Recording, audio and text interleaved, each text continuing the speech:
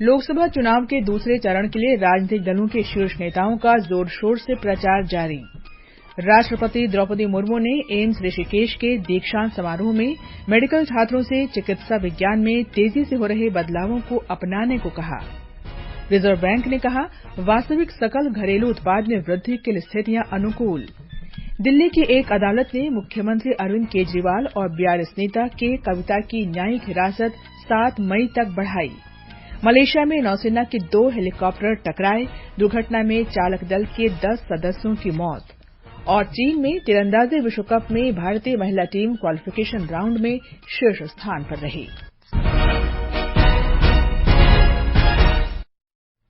समाचार संध्या के साथ मैं कनकलता। लोकसभा चुनाव के दूसरे चरण के लिए प्रचार चरम पर है। राजनीतिक दलों के शीर्ष नेता रैलियां और रोड शो कर रहे हैं। प्रचार कल समाप्त हो जाएगा। 13 राज्यों की 89 लोकसभा सीटों पर शुक्रवार को मतदान होगा।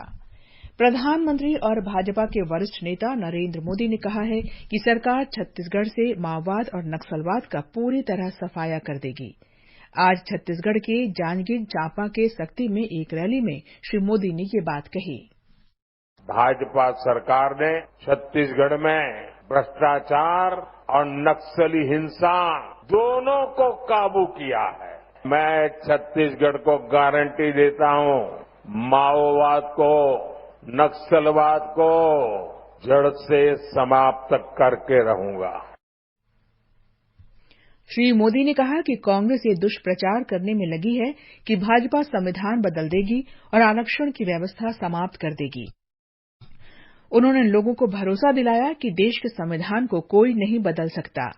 श्री मोदी ने कहा कि आजादी के बाद से कांग्रेस तुष्टीकरण और वोट बैंक की राजनीति करती आई है, जबकि भाजपा सबका साथ सबका विकास के मंत्र पर चलने वाली पार्टी है। गृहमंत्री और भाजपा के वरिष्ठ नेता अमित शाह ने कहा है कि अगर उनकी पार्टी तीसरी बार चुनकर सत्ता में आई तो उत्तरी बंगाल में भी एम्स खोला जाएगा। पश्चिम बंगाल के रायगंज में एक चुनावी रैली में उन्होंने कहा कि ये नया एम्स रायगंज में बनाया जाएगा। उत्तर प्रदेश में भाजपा, बहुजन समाज पार्टी और समाजवादी पार्टी सहित लगभग सभी राजनीतिक दलों के नेताओं ने चुनावी सभाएं की। रक्षा मंत्री और भाजपा के वरिष्ठ नेता राजनाथ सिंह ने गौतम बुद्ध नगर में एक रैली में कहा कि नोएडा जो कभी भ्रष्टाचार का केंद्र माना जाता था, वो अब एक बड़ा व्यापारिक केंद्र बन चुका है। समाजवादी पार्टी प्रमुख अखिलेश यादव ने अलीगढ़ में लोगों से नफरत फैलाने वालों के खिलाफ वोट करने की अपील की। ये 2024 का चुनाव संविधान मंथन का भी है, इसलिए सावधान रहेंगे आप लोग और मतदान करने के लिए आप लोग एकदम अपने बूथ की चौकीदारी करना। बहुजन समाज पार्टी प्रमुख मायावती ने मेरठ में एक जनसभा में कहा कि अगर उनकी पार्टी सत्ता में आई तो पश्चिमी उत्तर प्रदेश को अलग राज्य बनाया जाएगा। कांग्रेस अध्यक्ष मल्लिकार्जुन खड़गे ने केरल के चिंगन्नूर में एक जनसभा में कहा कि कांग्रेस लोगों के जीवन, शिक्षा और आय के बारे में अधिक जानने के लिए राष्ट्रव्यापी जाति आधारित जनगणना कराएगी। वहीं वायनाड में एक जनसभा में उन्होंने कहा कि भाजपा कांग्रेस पार्टी को चुनौती नहीं दे सकती। कांग्रेस महासचिव प्रियंका गांधी ने कर्नाटक के चित्रदुर्ग में एक रैली में केंद्र सरकार पर आरोप लगाया कि वो किसानों के कर्ज माफ नहीं करती, लेकिन पूंजीपतियों को रियायत जरूर देती है। उन्होंने बेरोजगारी और महंगाई का मुद्दा जोर शोर से उठाया। आज हमारे देश में सबसे ज्यादा बेरोजगारी है 45 सालों से। पेट्रोल 100 पार हो गया है, डीजल 90 पार, सोना 73,000 रुपए पार, चांदी 90,000 रुपए पार। हर चीज का दाम बढ़ रहा है, एमएसपी नहीं मिलता, जीएसटी हर सामान पर है। भाजपा ने लद्दाख से अपना उम्मीदवार बदल दिया है। पार्टी ने निवर्तमान सांसद जामयांग सेरिंग नामग्याल की जगह ताशी गैल्सन को प्रत्याशी घोषित किया है। उधर कांग्रेस ने बिहार के पटना साहिब से डॉक्टर अंशुल अभिजीत को उम्मीदवार घोषित किया है। डॉक्टर अभिजीत का मुख्य मुकाबला भाजपा के रविशंकर प्रसाद से होगा। लोकसभा चुनाव में राज्यों और केंद्र शासित प्रदेशों के प्रमुख निर्वाचन क्षेत्रों की प्रोफाइल श्रृंखला में आज बात जम्मू लोकसभा निर्वाचन क्षेत्र की।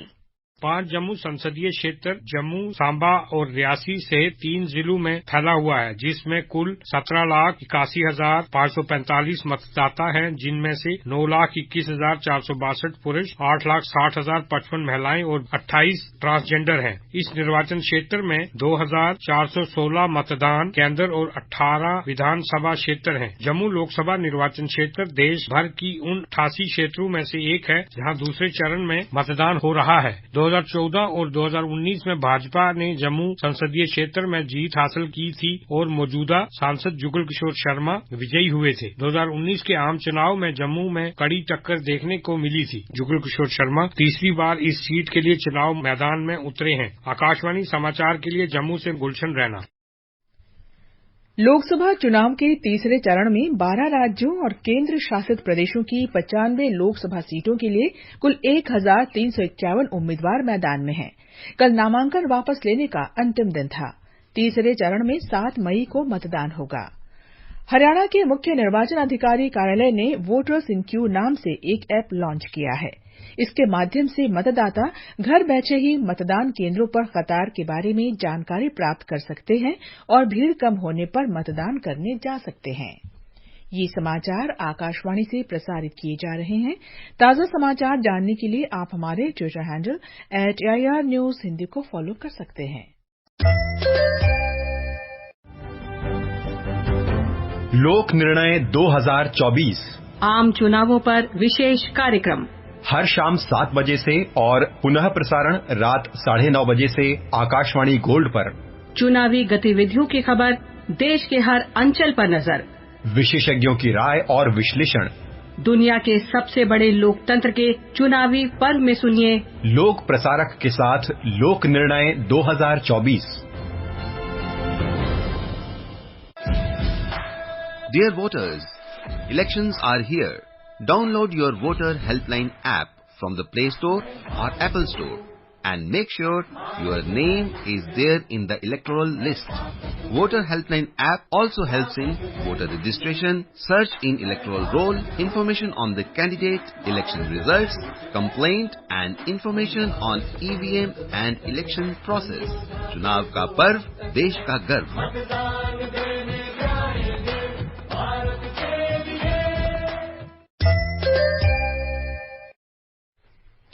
ये आकाशवाणी है। राष्ट्रपति द्रौपदी मुर्मू ने एम्स ऋषिकेश के दीक्षांत समारोह में मेडिकल छात्रों से चिकित्सा विज्ञान में तेजी से हो रहे बदलावों को अपनाने को कहा है। उन्होंने विश्व स्तरीय मेडिकल शिक्षा और चिकित्सा सेवाएं देने के लिए अखिल भारतीय आयुर्विज्ञान संस्थान एम्स की प्रशंसा की है। चिकित्सा के क्षेत्रों में विश्व स्तर की शिक्षा और सेवा प्रदान करना एम्स ऋषिकेश सहित सभी एम्स संस्थानों की एक बहुत बड़ी राष्ट्रीय उपलब्धि है। टीचिंग हॉस्पिटल्स के रूप में एम्स संस्थानों ने सर्वश्रेष्ठ मापदंडों स्थापित किए। इसके लिए मैं एम्स संस्थानों से जुड़े सभी लोगों की बहुत बहुत सराहना करती हूँ। रिजर्व बैंक ने कहा है कि निवेश की सशक्त मांग और उत्साहपूर्ण व्यापार तथा उपभोक्ताओं के सकारात्मक रुझान से वास्तविक जीडीपी वृद्धि में बढ़ोतरी के आसार हैं।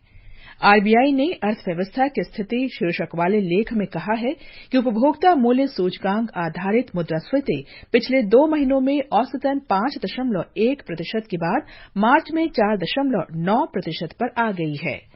इसमें यह भी कहा गया है कि मौसम की घटनाओं को देखते हुए लंबे समय तक भू राजनीतिक तनाव के साथ साथ मुद्रास्फीति का खतरा बढ़ सकता है, जिसका असर कच्चे तेल की कीमतों पर भी देखने को मिल सकता है। सर्वोच्च न्यायालय ने स्पष्ट किया है कि भ्रामक विज्ञापन को लेकर वो गंभीर है।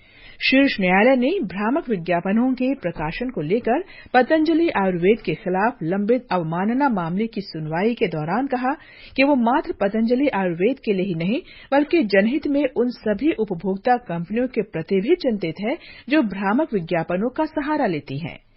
न्यायालय ने एलोपैथिक डॉक्टरों की शिकायतों के संबंध में याचिकाकर्ता इंडियन मेडिकल एसोसिएशन को भी चेतावनी दी।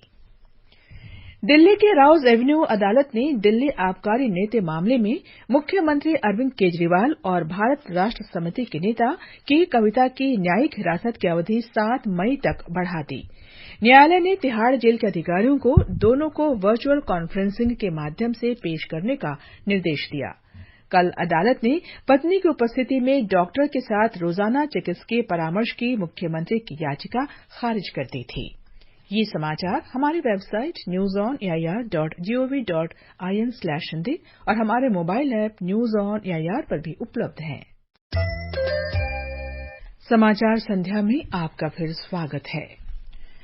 विदेश मंत्री डॉक्टर एस जयशंकर ने कहा है कि भारत का विश्वास है कि सशक्त दक्षिण पूर्व एशियाई देशों का संगठन आसियान हिंद प्रशांत क्षेत्र में रचनात्मक भूमिका निभा सकता है। आसियान फ्यूचर फोरम के पहले संस्करण को वर्चुअली संबोधित करते हुए डॉक्टर जयशंकर ने कहा कि भारत की हिंद प्रशांत महासागर की पहल और इस क्षेत्र पर आसियान देशों का समन्वय व्यापक सुरक्षा चुनौतियों के लिए मजबूत तंत्र प्रदान करता है। उन्होंने कहा कि आसियान भारत की पूर्वोन्मुखी नीति के केंद्र में है और हिंद प्रशांत क्षेत्र में एक महत्वपूर्ण स्तंभ है। मलेशिया में हेलीकॉप्टर दुर्घटना में 10 लोगों की मौत हो गई है। रॉयल मलेशियाई नौसेना अभ्यास के दौरान 2 हेलीकॉप्टर एक दूसरे से टकराने से ये दुर्घटना हुई। मलेशिया के उत्तरी पेराक राज्य में नौसैनिक अड्डे पर 90वीं वर्षगांठ समारोह की रिहर्सल के दौरान दोनों हेलीकॉप्टर टकरा गए। सभी लोगों की मौके पर ही मौत हो गई। चीन में तीरंदाजी विश्व कप में महिलाओं की टीम स्पर्धा में ज्योति, अदिति और परनीत पहले स्थान पर रहीं।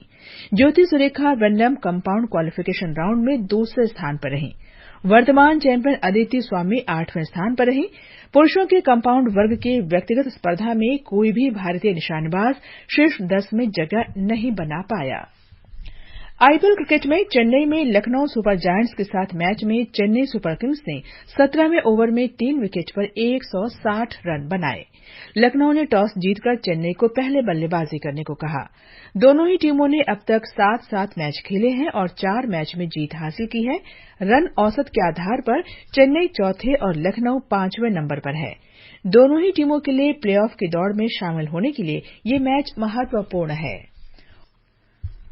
मणिपुर में आज खोंगजोम दिवस मनाया गया। इस अवसर पर अंग्रेजों के खिलाफ 1891 के युद्ध में शहीद हुए वीरों को श्रद्धांजलि दी गई। मुख्य समारोह थौबाल जिले में खोंगजोम युद्ध स्मारक परिसर में आयोजित किया गया। खोंगजोम दिवस हर वर्ष 23 अप्रैल को मनाया जाता है। अंत में मुख्य समाचार एक बार फिर। लोकसभा चुनाव के दूसरे चरण के लिए राजनीतिक दलों के शीर्ष नेताओं का जोर शोर से प्रचार जारी। राष्ट्रपति द्रौपदी मुर्मू ने एम्स ऋषिकेश के दीक्षांत समारोह में मेडिकल छात्रों से चिकित्सा विज्ञान में तेजी से हो रहे बदलावों को अपनाने को कहा। रिजर्व बैंक ने कहा, वास्तविक सकल घरेलू उत्पाद में वृद्धि के लिए स्थितियां अनुकूल। दिल्ली की एक अदालत ने मुख्यमंत्री अरविंद केजरीवाल और बीआरएस नेता के कविता की न्यायिक हिरासत 7 मई तक बढ़ाई। मलेशिया में नौसेना के 2 हेलीकॉप्टर टकराए, दुर्घटना में चालक दल के 10 सदस्यों की मौत। और चीन में तीरंदाजी विश्व कप में भारतीय महिला टीम क्वालिफिकेशन राउंड में शीर्ष स्थान पर रही। इसके साथ ही समाचार संध्या का ये अंक समाप्त हुआ। नमस्कार।